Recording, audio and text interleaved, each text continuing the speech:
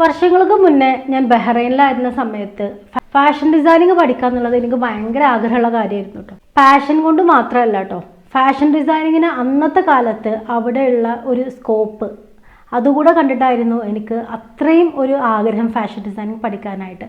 അതിനുശേഷം ഞാൻ വളരെ സ്ട്രഗിൾ ചെയ്തിട്ടാണ് ഫാഷൻ ഡിസൈനിങ് കോഴ്സെല്ലാം പഠിച്ചെടുത്തത്. അന്ന് ഞാൻ എടുത്തൊരു തീരുമാനമാണ്, എന്നെപ്പോലെ അതുപോലെ ഒരുപാട് സ്ത്രീകൾ പുറത്ത് പോയിട്ട് പഠിക്കാനൊക്കെ ആഗ്രഹിച്ചിട്ട് പഠിക്കാൻ കഴിയാതെ ചെറിയ കുട്ടികളൊക്കെ ആയിട്ട് ഇരിക്കുമ്പം അവർ ഒരുപാട് മാനസികമായിട്ട് സ്ട്രഗിൾ ചെയ്യുന്നുണ്ടാവും.